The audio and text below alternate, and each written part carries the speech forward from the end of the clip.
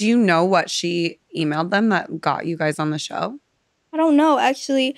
Yeah, I think my manager was the one who figured it out because he was like, she just said, oh, I think something came up and it was like, she was like, oh, here's the email that I had to Dr. Phil. And then the one before that said like something March, 2005 or 2006. So it was like.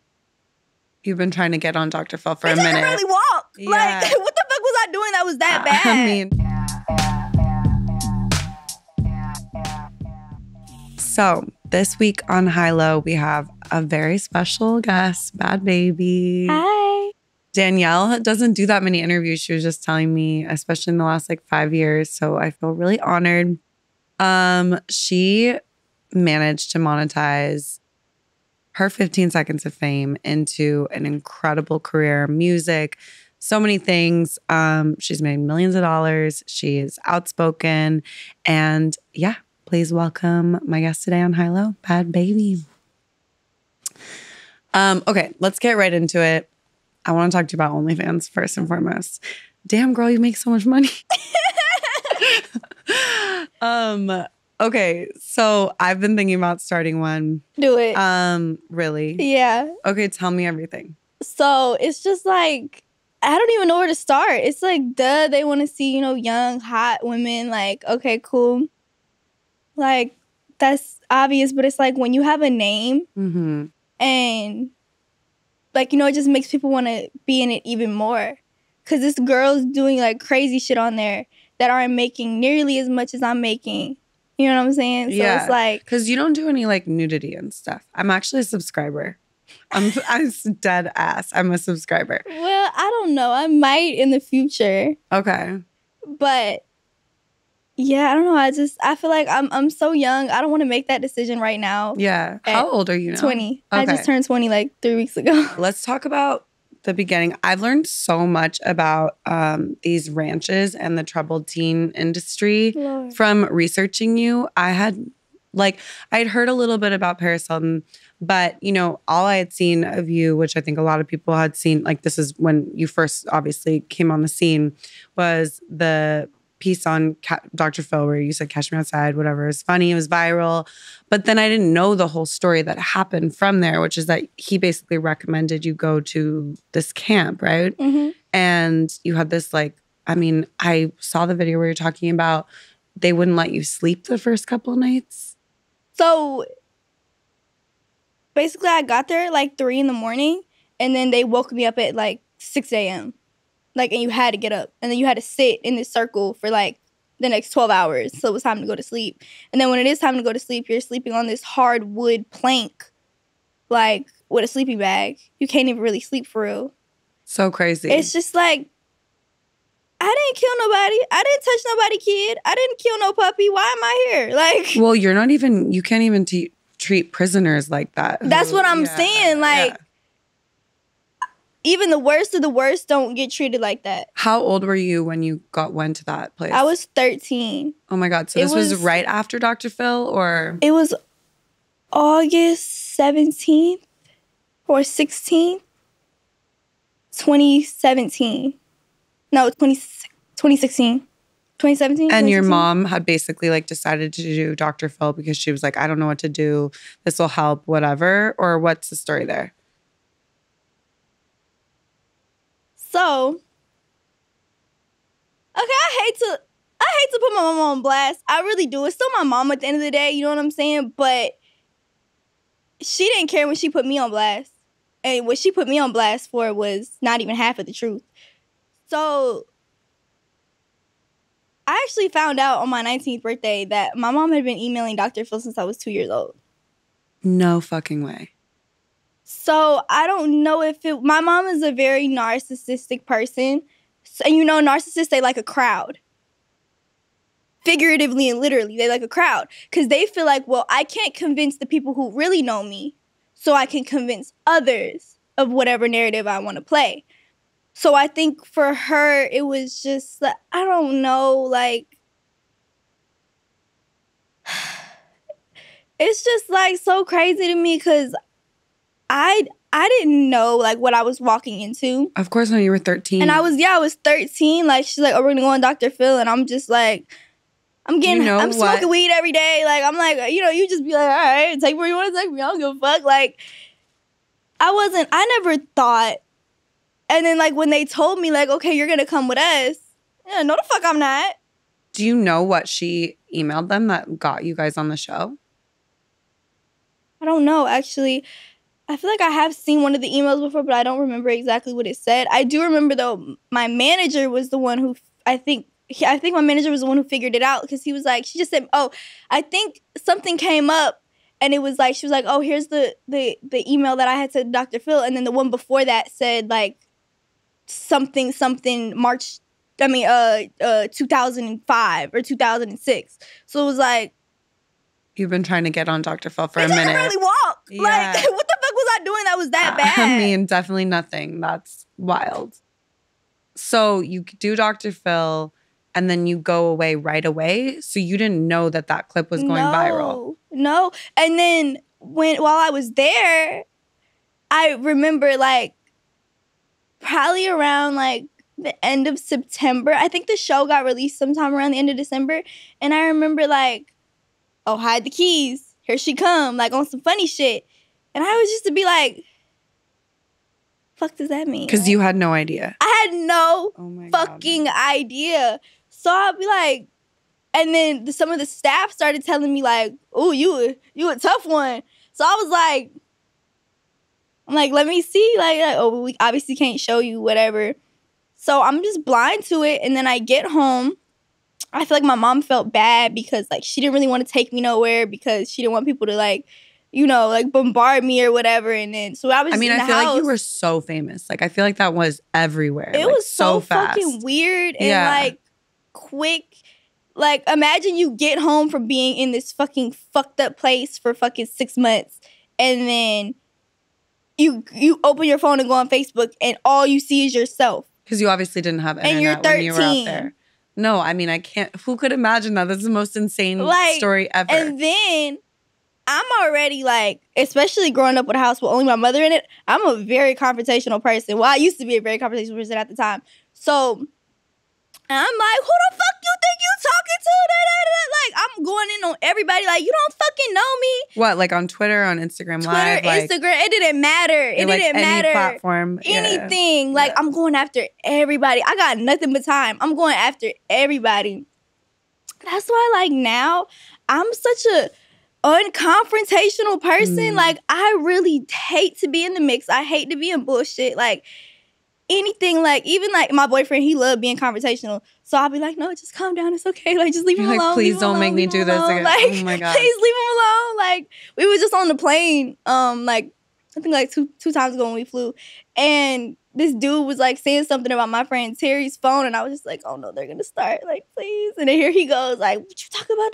And then they start going at it. I'm like, we're going to get kicked off the plane. Like, I hate conversations so much. Like, so much. And I think that's because all the trauma I've been through with it. Like, I just don't really care to explain myself to nobody. I don't, like, if you have a problem with something I'm doing, okay, like.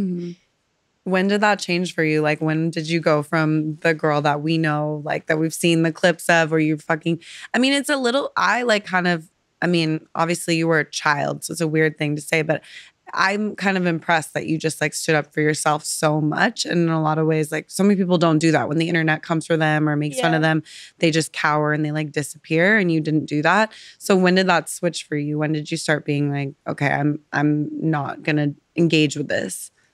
I would say probably like 16, 17 was when I was just like, you know what? Like, this is, because I really had to sit down and think about it. Like, these people are only looking at this. They're not looking at this. They can only see this. So it's like, I get it. A lot of stuff is about perception. But at the same time, it's like, what the fuck are we really talking about right now? Right. Like, you can't control it, so you're like, fuck it. But a lot of it is like, you ever just hear some crazy, stupid ass shit? Like imagine somebody walking here right now, like, I know you got gangbanged by 7 people last night. You would look at them like, bro, get the fuck out of my face. Like, you would laugh at them. Like, that's literally how I am now. Like, the shit be so made up and so pulled out of ass. It's like, what? It's like, so ridiculous that engaging with it would like be giving it more credit than it deserves. Yeah, it's like I might as well go find one of these fucking homeless men down the street and argue with him. Like, I'd have a better outcome than arguing with these people because they know what they're saying is wrong. Or maybe they don't, but a lot of them know what they're saying is just fucking to get a reaction or whatever. So it's like you kill that by not giving it no reaction. And at the end of the day, motherfuckers really know about me for real. Like, I'm not who people say I am. And everybody that's gotten around me is always like, oh, she actually cool as fuck. Like, it's never like, oh, I'm never coming around this bitch again. She crazy. Like, it's never that. Because that's really, like, and to make me stick to that same person, to hold that 13, 14, 15-year-old, even when I was 16, I was a little threw off. But to hold that profile on me throughout the rest of my teenage years and my adult years now is just, like, even the shit when it comes to how I look. I was 13. Yeah. I'm not gonna look the same at 16 that I looked at 13. I'm not gonna look the same at 17. I'm not gonna look the same at 18. I'm not gonna look the same at 19. I'm damn sure not gonna look the same at 20. So it's like, am I gonna be 26, 27, 28 years old and y'all are gonna be putting up this picture of me when I was 13? Like, oh, look how much surgery she got. Like, I mean, they will. I was a fucking baby. You like, literally weren't grown. Your face hadn't like come into itself. Your body hasn't. Like, yeah. And one thing that's really crazy is like, I'm very honest. I'm a very honest person. Like, I don't bullshit. Not when it comes to motherfuckers I'm in a relationship with, friends with, the internet. I don't care. I mean, you know, some shit is meant to be kept private, but I don't bullshit. So I've been very honest. I had 2 rounds of ass shots when I was 16. They did absolutely nothing. I literally could show pictures. They did absolutely nothing. I didn't start getting some type of shape to my body till I started gaining weight. I gained like 25 pounds in like 2 weeks. How the hell did you do that? I don't know. Like, on purpose you did that, or just it happened? It just happened. Okay, well. It literally just happened. Like, I don't know for real. Like, but, like, I've never gotten my boobs done. I've had lip filler. You're like, it's all out there. I'm being honest. It's all out there. Like, so to just sit and say, like, oh, she did this, she did that, she did this, she did that, she did this, she did. Like, y'all wonder why motherfuckers keep everything private from y'all, because y'all just gonna talk anyways. It's true. What do you think are the biggest misconceptions about you? Or like, what do you think people don't know about you? I think people think that I'm like a fake badass. Like, I just want to be tough and like always trying to be tough. Like, I'm not that person at all. When it comes down to time to be like that, don't fuck with me. But I'm not just walking around like looking for a fight. Out, like, no, I'm not like that. Like I said, I'm very like timid sometimes. Like, please stop yelling at me. Like, but like when it come down to it, I'm gonna go there with you. Like, I don't care. But at the same time, it's like, I'm not just, like I said, walking around my chest puffed out. I'm not no fake badass. I'm not trying to hold up no badass image. Like, bro, I'm fucking older now. Like, y'all seen that shit from me when I was living in fucking Boynton Beach, like, running around with fucking gang members and prostitutes and shit. Like, I'm not that person no more. Like, I still got that Florida in me, though. Don't bring it out. I get it. You're like, I stand up for myself when I have to. But when I have to, in general, I'm not like walking around like that. That's not who I am. Yeah. I heard somewhere that I think you said in a video, you were like, they told me to like fight if I need, just make good TV. Like, oh my God, yes. I still, you know, like when you're getting ready or like you're in the shower and you just think about something that bothers you. I still think about that till this day. This bitch literally walked up to me and was like, and it was just so ignorant because like I used to smoke cigarettes. So when I would smoke, I would spit sometimes. Mm-hmm. And so I shouldn't be smoking cigarettes. I can't stand the taste. So my mom always told me that if you got to spit when you smoke cigarettes, you should be smoking them. But so I guess she seen that I did that. So she was like, whatever you feel like you need to do out there, do. Punch, kick, spit. And I just put 2 and 2 together. I'm like, bitch, I'm not spitting out of aggression. I'm spitting because this fucking Newport tastes like the bottom of somebody's foot. Like, wow, I love it. 13 though, still dedicated, like, still trying to smoke them, even though it disgusted you. Girl. That's wild though. So was there a part of you that got up there and like wanted to put on a show because that was what the expectation was? Or No, I really was just like, I didn't know what I was walking into, honestly. And I just feel like at the time I was just such a like, whatever. Mm-hmm. Like, so when I walked in there, I was just like, hold on, what? Like, and then people think that I told my mom to catch me outside. I was talking to the audience. I wasn't even talking to my mom. Because the audience was saying shit too, right? Yeah, like there in one of the clips, when I said, when he said the audience some hoes, the one lady goes, "You're a hoe." Like, bitch, you're fucking 54 years old. I'm fucking 13. Leave me the fuck alone. Like, is the atmosphere of Dr. Phil like super aggressive like that? Like, it sounds like Jerry Springer. It's like, yeah, I was about to say it's like fucking Maury. Like, it's crazy. Like, have you heard from him, especially with the troubled teen, like whatever industry and the way you've been outspoken about that? Have you ever heard from him? Because he basically said, I don't know anything about that, even though he was getting progress reports on how you were doing, right? Not only the progress reports, that staff member being murdered was a broadcasted thing. Can you tell that story? So I was in the kitchen with a couple other girls washing dishes. And I don't remember what staff member it was. She was sitting on the counter, like right next to me. And then on her radio, all you heard was like a bunch of crazy shit. Like, it sounded like someone was trying to talk, but like was like freaking out and couldn't hold the button down. And like a couple minutes later, one of the other staff members, Ben, he went and put the truck in the middle of the road because it was like a two-way street. So like but it was small enough to where you could block it off, but it's the only way you could get from the other facility that was down the road. And then everyone like started freaking out, but we still didn't know what was going on. But a couple hours later, all the kids that were at Roundy, the other facility, were up with us.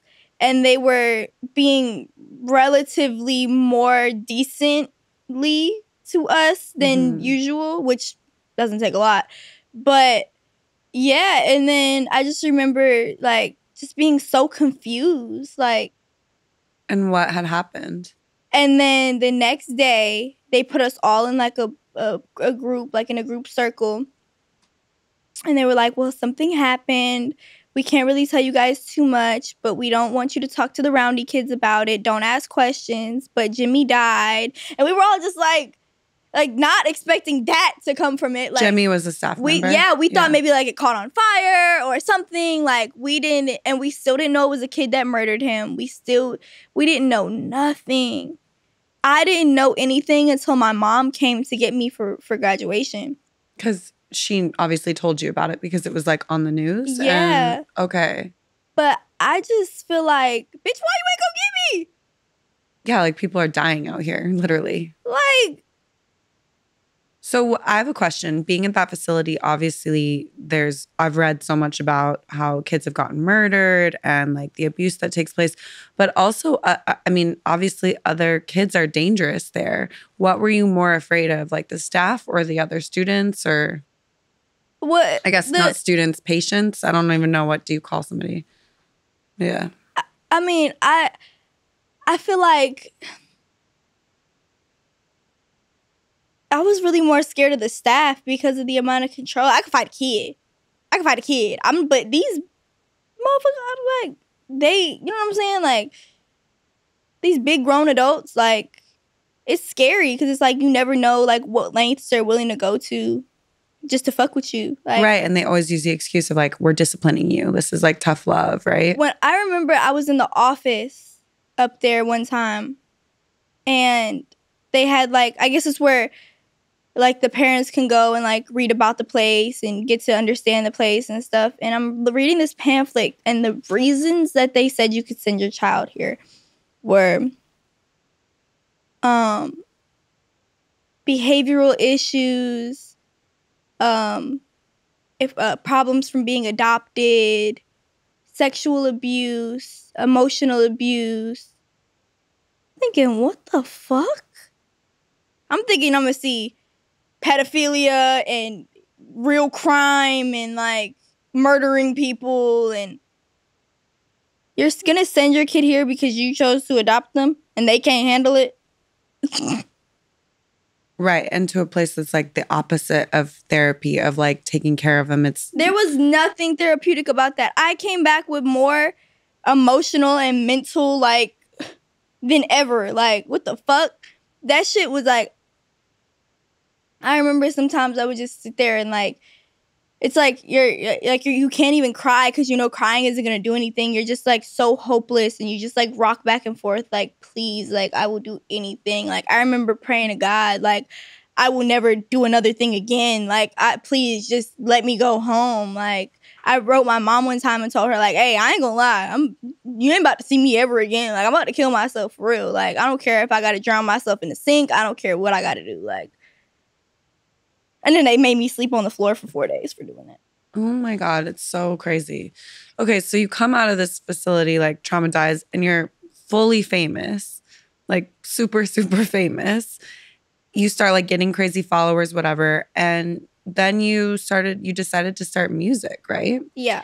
And at that point you were how old, like 14, 15 when you decided to do music or? 14, I think. Okay. And I read that you were really like your management, everything. People were trying to tell you like what to wear, how to present yourself. Yes. What was that like? So it was just like my old manager, who's now a business partner, he worked in branding. So that was like his main thing, was branding celebrities or whatever. So when I came to him, I had my hair dyed red. And so I guess he just thought like, oh, that's the play. Like, okay, cool. So, and then the ponytail and then the fucking jeans and the sneakers and the hoodies. Like, I remember we were going to Catch one night or some restaurant and I wanted to wear a dress. And he was like, I ain't going out with you if you wear that. And I was like, he was like, all right, cool. Your career will be over. That's fine. Like anything I did, like, I get it. Like, he was just trying to like withhold this image, but at the same time, it's like withhold the like sexy image or what? No, the opposite. Because I guess they didn't want it to be said like, oh, she's getting exploited and sexually exploited and whatever. But it's like at the same time, like I have a lot of emotional damage from that because I went out looking ways that I would never have wanted to be seen. Like I wasn't allowed to wear makeup. I wasn't allowed to do certain things. So you didn't have control. And now those pictures exist forever. Yeah. And that's why it's like they're using a lot of these pictures where I look crazy, dark circles under my eyes, face puffy, like, and then they're comparing it to how I look now. It's like, really? Like. Right. You're like, I didn't even have control over that. I didn't like how I looked. No. I mean, then OnlyFans happens. Like, did you know that it was going to be as huge as it was? Because you made $50 million the first year or something crazy? Yeah. So did you have an idea? Like, did you know that you had that audience of like grown men? I don't know. I wasn't really thinking much of it at the time. But I was actually broke as fuck before I started OnlyFans. No way. Like, I was actually broke as fuck. Like, I barely had shit. Like, my mom was in control of my money, so she was doing whatever she wanted to do. And I had a $500 limit on my card. No way. Yeah. And you'd already, like, Gucci flip-flops and, like, you'd had, like, hits. And you still haven't seen that money. So OnlyFans, in a lot of ways, was, like, you get to decide what you look like. You get to decide. It was like you get the money is like direct walking to you.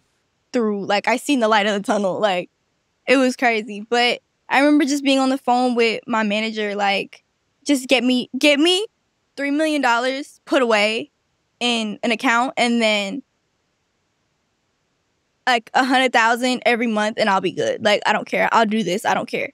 Is that, how did you decide to do it? Did you just know about OnlyFans and you were like, this seems like a good way to make money? Or? Yeah, it was like a group decision. Mm-hmm. But it's just really crazy because I remember telling him like, yeah, like I just need $3 million tucked away and then monthly 100,000.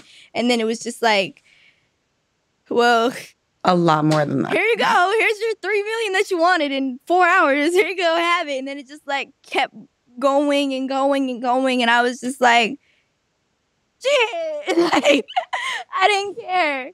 That's so crazy. I remember when the news came out about how much money you made. People from so many different walks of lives that I knew were like, shit, I'm getting an OnlyFans. Like, she's inspired. That's one thing I will say is that it doesn't go like that for everybody. Right. I've had people that come to me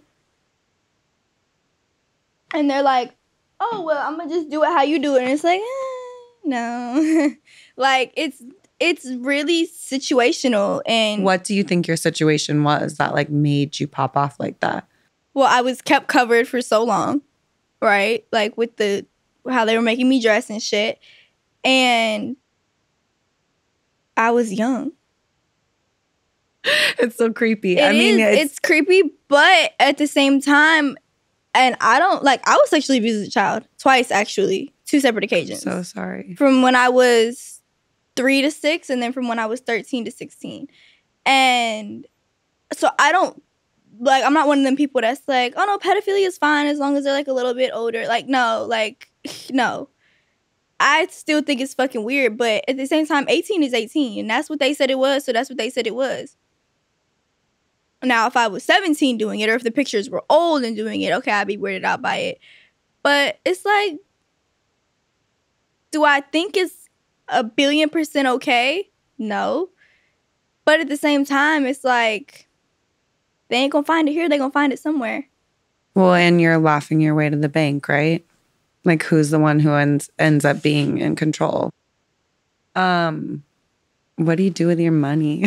What do you like to spend money on? So, I love cars. Okay. So, like, I have like $2 million worth of cars. All right. How does your mom feel about your OnlyFans? Girl, that lady love money. She don't give a fuck where it come from. So do you support her still? Damn. And have you guys like talked about stuff with the teen, whatever? Does she like realize what it was like? I think she feels bad, but at the same time, like, it's like, what can you do? Yeah. She knows she did ass wrong. There's so many TikToks about it, and they'll be like, just wait so I can put her in a nursing home. You're going. Wow. You're going. You're like, I was also sent away. Mm-hmm. When you were too hard to deal with. I'm going to tell them her ass got dementia. She can't have no phone. She can't have nothing. Lock her in the room. Wow. So you got this is a long game scheme. You're like, it's all good right now. At the end of the day, I get the last laugh every time. So it's cool. That's like your philosophy in general. No, it really is. It really is. Like, I mean, when you fucking got famous at 13, of course that's your philosophy. Like, because now you're 20 and you have the music, you have the money. And I really feel like I could just do anything I want to do. Like, that's amazing.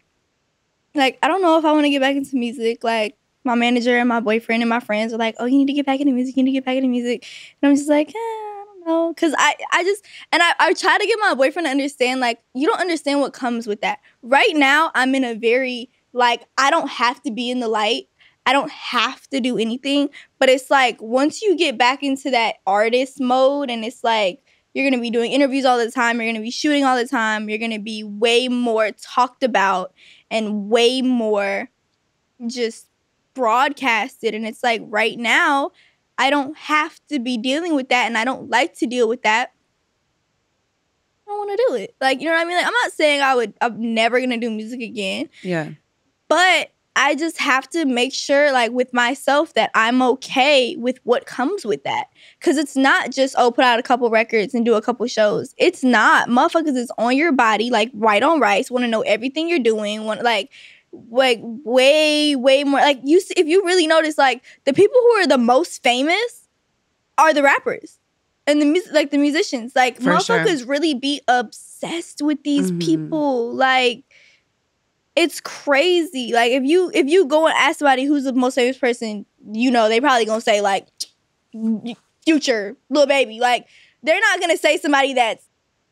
Also, though, I do think that other people who are the most famous are reality TV stars. And that's, like, kind of how people know you. They think they know you, you know? So I think you would get the worst combination of it because you have the music stuff. But also people feel like they know Bhad Bhabie. They know Danielle. Like, because they've they grew up with you basically. So they're curious to see how you're doing. Maybe not in a way that they're like care about you, but because they just want to have something to talk about.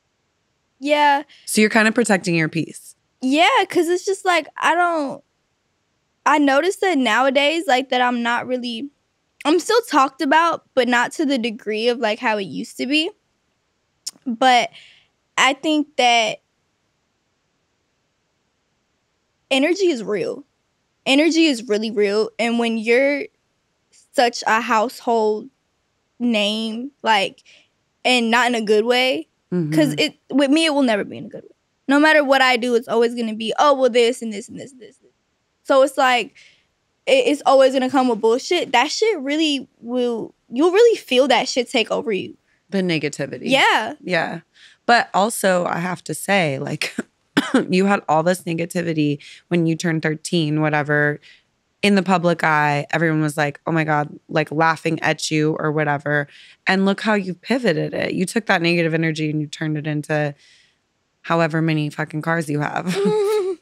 So I don't know. I mean, I feel that though. I think it's I really respect, especially from what you're coming from, that you now are just like, I'm good on putting myself out there in that way. Like, I'd rather get into real estate or get into a business or like just some shit that I don't have to like be famous. Hey, like, I wouldn't say it's necessarily like the worst thing in the world being famous, but it's like, what's the point? It just comes with so much bullshit. And I don't have the time or the it in me to even sit up and argue with y'all. And I don't like being made to look like somebody that I'm not. Which is about control, and like you can't control it. But now you control your shit, basically, right? You can dress how you want to. You control what you put on OnlyFans. Yeah, but it's like no matter what I do or what I say or like it literally doesn't matter. It's just always something. And I'm not saying everyone has to love me. And I'm not saying everyone hates me. But it's to a certain when I start to see like I would like her butt and then the butt is like some stupid ass shit. It's like, what would you do if you weren't famous? I know that's a weird question, but like, let's say you had a different childhood, whatever. I probably would be in like cosmetology or like a nurse or something. Okay. I love it. All right. I just like, how much are you having to work right now? Like for OnlyFans, whatever, because you're talking about the grind of like, you know, if you were to get back into music, like, is it a lot of work? The OnlyFans stuff? Yeah. I mean, sometimes I just do the stuff on my phone. Sometimes I do actual shoots. So, like, sometimes I do it, like, a couple times a week. Sometimes I push it off for a minute, like. But it's nowhere near as hard as doing music. Yeah. You did some live shows and stuff. Did you like that? Yeah, that's one thing I do miss about being an artist is I do miss touring and I miss doing shows. And if I was to get back in it for any reason, it would probably be that. Okay, you're in a relationship right now. Are you happy? Yes, I am very happy. That's actually nice. I feel like I've just been through so much bullshit, especially after getting out that shit with Buddy Ass. Like I forgot what it feels like to be around somebody and like want to be around them. Like, I feel like you like him. Yeah. Like, I feel like towards the end of stuff with me and So, it was like, we were just kind of dealing with each other. Like, just kind of putting up with shit. And it's like, it just feels so good to be able to, like, actually, like, want to be around somebody. And, like, you don't have to think, because we're still early, so it hasn't really been a lot of fuck shit that's happened. How long have you guys been together? I would say like 2.5 months. Okay, so it's fresh. But we've spent every day with each other since we met. How'd you guys meet? We met through a mutual friend in Atlanta. That's always the best. Yeah. It was like really unexpected. Like I was out in Atlanta with my friend Terry and my friend Cam. And I had met him a couple days before, but it was like just like some quick shit. Like it wasn't really nothing. I was actually sick as fuck laying on the couch and like him and Terry had just pulled up. So like we were just talking, whatever. But then me and me and Terry and Cam end up going out, and we're drunk as fuck. And I seen him, and I'm like, all right. I'm like, all right. Because I've been thought he was cute, but it was like, it was some other shit. It that like was, hit you. You were like, it was some other shit that was the reason that I was like, all right, I can't do that. But I was drunk, and I remember just like whispering in his ear, like, I don't give a fuck. You fine as fuck. Like, oh my God. Good for and you. then, yeah.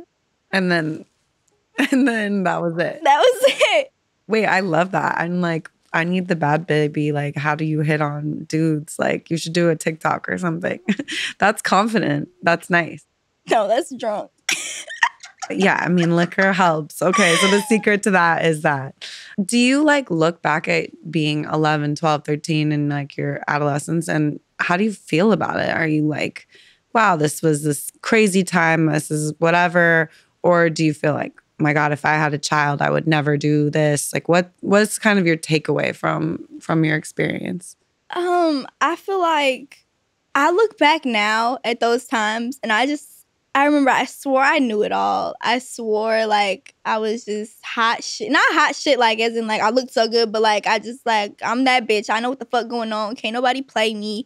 Can't nobody fuck me over. Like, and I just look back like, bitch, you was so fucking green. Like, you was so fucking green, and you was letting motherfuckers walk all over you. Like, if I could see that little girl right now, just take her, shake her, like. And tell her to do shit differently, like different attitude, or she even just listen. for, yeah. She'll blow that cigarette smoke in my face and laugh at me. It's all good. You ended up here. So thank you so much for coming on. I really appreciate it. Thank you for having me. Yay. Thank you so much.